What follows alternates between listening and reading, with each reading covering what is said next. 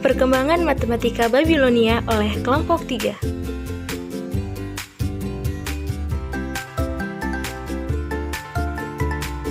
Sejarah Matematika Babilonia. Babilonia adalah sebuah peradaban kuno yang terletak di kawasan tengah selatan Mesopotamia. Penduduk Babilonia, atau yang sering disebut Babylon, memiliki satu bahasa penulisan yang mereka gunakan untuk mempelajari perkara-perkara yang berkaitan dunia di sekeliling mereka. Sejarah mengatakan bahwa orang-orang Babylon merupakan orang yang pertama kali menulis dari kiri ke kanan dan banyak membuat dokumen-dokumen ditulis. Dinamai Matematika Babilonia karena peran utama kawasan Babilonia sebagai tempat untuk belajar. Lebih dari 400 lempengan tanah liat ditemukan sebagai sumber sejarah bangsa Babilonia yang digali sejak 1850-an. Lempengan tanah liat meliputi topik-topik pecahan, aljabar, persamaan kuadrat dan kubik, dan perhitungan bilangan reguler, invers perkalian, bilangan prima kembar, dan juga meliputi tabel perkalian dan metode penyelesaian, persamaan linier, dan persamaan kuadrat. Adapun materi selanjutnya mengenai tokoh-tokoh matematika bangsa Babilonia. Yang pertama adalah Raja Sargon, di mana pemimpin bangsa Akkadia. Dari segi kebudayaan, bangsa Akkadia meniru kebudayaan bangsa Sumeria yang sudah maju sehingga berkembanglah budaya baru yang disebut akulturasi. Pada masa ini ditemukanlah alat hitung seperti sompoa. Selanjutnya nomor 2, Raja Hammurabi, Raja Babilonia yang terbesar dan dikenal sebagai pembuat undang-undang. Undang-undangnya berbentuk prasasti hukum yang berukuran 2,25 meter dengan tulisan dalam bahasa Akkadia yang berisi 282 peraturan mengenai berbagai hukuman. Yang selanjutnya Diopantus yang merupakan bapak aljabar bagi Babilonia yang mengembangkan konsep-konsep aljabar Babilonia, dan juga seorang matematikawan Yunani yang bermukim di Iskandaria. Karya besar Diopantus berupa buku aritmatika, buku karangan pertama tentang sistem aljabar. Selanjutnya para ilmuwan Babel menemukan penentuan nilai akar kuadrat, bahkan telah mendemonstrasikan teori Pitagoras jauh sebelum Pitagoras sendiri muncul dengan teorinya, dan hal ini dibuktikan oleh Denis Ramsay yang menerjemahkan sebuah catatan kuno yang berusia 100 tahun. Selanjutnya Otto Neugebauer dan F. Tureu Dangin. Mereka banyak menemukan pengetahuan tentang isi dari tablet matematika lebih tua pada tahun 1935. Selanjutnya Grotefend. Beliau mencoba untuk memecahkan teka-teki. Kemudian pada tahun 1347 Rawlinson menyempurnakan hasil dari Grotefend. Tablet-tablet itu ternyata mengenai semua tahap dan kepentingan dari kehidupan zamannya. Halo, perkenalkan saya Josendras Ganisinaga. Di sini saya akan melanjutkan sejarah matematika Babilonia menurut Al-Biruni dan Umar Khayyam. Al-Biruni adalah peletak dasar-dasar trigonometri modern. Dia seorang filsuf, ahli geografi, astronom, ahli fisika, dan pakar matematika.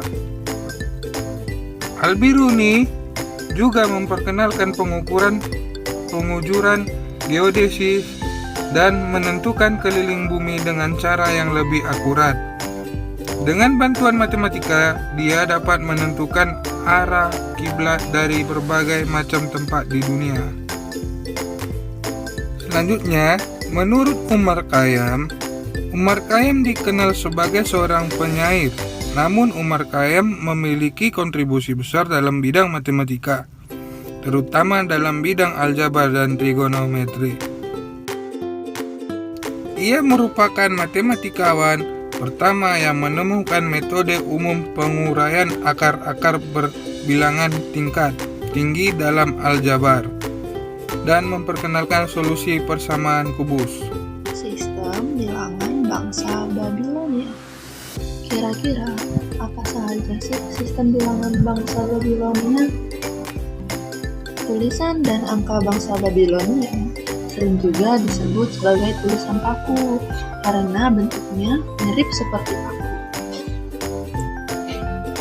Orang Babilonia menuliskan huruf paku menggunakan tongkat yang berbentuk segitiga yang memanjang, atau bentuknya itu seperti prisma segitiga, dengan cara menekannya pada lempeng tanah liat yang masih basah, sehingga menghasilkan cekungan segitiga yang meruncing menyerupai gambar paku. Babilonia menggunakan 1 untuk mewakili angka 1, 2 untuk mewakili angka 2, 3 untuk mewakili angka 3, dan seterusnya sampai 9. Namun, mereka cenderung untuk mengatur simbol-simbol ke dalam tumpukan rapi.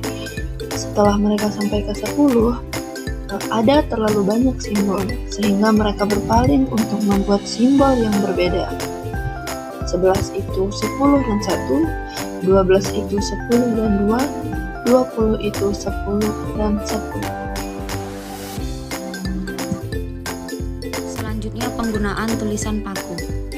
Yang pertama, papan Yale YBC 7289 terdiri dari sebuah papan yang digambari suatu diagram. Diagram tersebut merupakan sebuah segi 4 yang berukuran 30. Yang kedua, papan Plimpton 322. Papan ini adalah papan tanah dengan nomor 322 yang digunakan sebagai koleksi di rumah G.A. Plimpton di Universitas Columbia. Papan ini memiliki 4 kolom dengan 15 baris. Yang ketiga yaitu papan Susa. Papan Susa meneliti bagaimana cara menghitung radius sebuah lingkaran melalui segitiga sama sisi. Papan Susa terdapat segitiga A, B, C, dan pusat lingkaran O. Garis AD menghubungkan titik A dengan garis BC, sehingga ABC merupakan segitiga di sebelah kanan, sehingga menggunakan Pythagoras.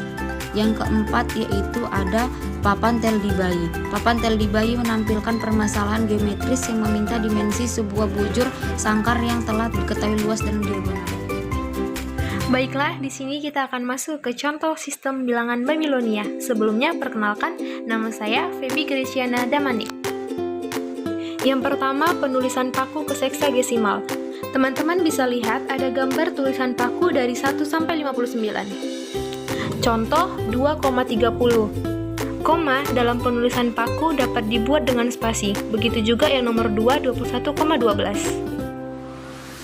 Selanjutnya yang kedua, penulisan paku ke heksagesimal. Contoh, ubahlah menjadi basis 10. 1. 2,15 yaitu 2 dikali 60 ditambah 15. Kenapa harus kali 60? Karena 60 memiliki banyak pembagi yaitu 2, 3, 4, 5, 6, 10, 12, 15, 20, dan 30 yang membuat lebih mudah. Jadi, 2 dikali 60 tambah 15 yaitu 120 ditambah 15 menjadi 135. Yang kedua, 1,2,30 artinya 1 dikali 60 ditambah 2 ditambah 30 per 60. Kenapa dibagi 60? Karena titik koma 30 artinya kita akan mencari berapa nilai di belakang koma. Maka didapat hasilnya 1 dikali 60 ditambah 2 ditambah 30 per 60 yaitu 62,5. Selanjutnya ada 1,2,3,15 artinya 1 dikali 60 pangkat 2 ditambah 2 dikali 60 pangkat 1 ditambah 3 ditambah 15 per 60 yaitu 3720,25. Selanjutnya yang ketiga, penulisan modern ke heksagesimal. Contoh, ubahlah menjadi basis 60. Yang pertama, 225 yaitu 225 dibagi 60, maka didapat 3 sisa 45. Artinya 3 dikali 60 ditambah 45 menjadi 3,45. Yang kedua, 7755 yaitu 7755 dibagi 60 yaitu 129 sisa 15. Selanjutnya 129 kita bagi 60 menjadi 2 sisa 9. Maka dari itu 2 dikali 60 pangkat 2 ditambah 9 dikali 60 ditambah 15. Jadi kita buat ke heksagesimalnya menjadi 2,9,15. Selanjutnya yang ketiga 61,25 yaitu 1 dikali 60 ditambah 1 ditambah 15 per 60 sama dengan 1,1,15. Nah, di sini ada contoh lagi. Ubahlah 7.659 menjadi basis 60. Lalu kita bagi 7.659 dibagi 60, yaitu 127 sisa 39. 127-nya kita bagi lagi dengan 60, yaitu 2 sisa 7. Maka, didapatlah 2,7,39. Teman-teman bisa lihat, 2739 dapat kita ubah dalam bentuk gambar atau tulisan paku seperti yang di atas dan pembuktiannya.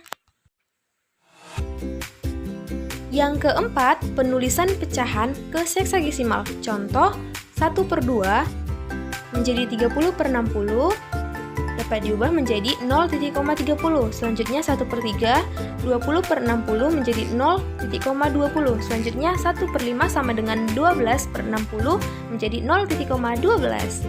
Yang kelima, penulisan seksagesimal ke pecahan. Contoh, 0,6 sama dengan 6/60 sama dengan 1/10. Yang kedua, 0,4 sama dengan 4/60 menjadi 1/15. Yang terakhir, 0,30 menjadi 30/60 sama dengan 1/2. Gimana, sudah paham kan mengenai contoh sistem bilangan Babilonia ini? Kelebihan dan kekurangan sistem bilangan Babilonia. Apa ya kelebihan dan kekurangannya? Yuk kita bahas.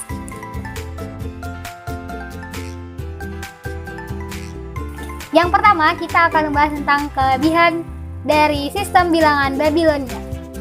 Nah, untuk kelebihannya ada 4 poin. Yang pertama, pada sistem bilangan Babilonia ini sudah mengenal bentuk-bentuk bangun.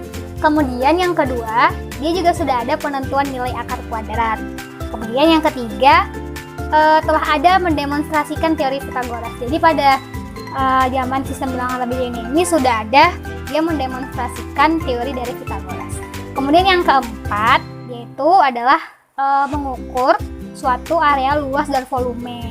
Jadi salah satu kelebihannya pada sistem bilangan Babilonia ini juga sudah ada mengukur suatu area luas dan volume. Kemudian kita masuk ke kekurangan dari sistem bilangan Babilonia.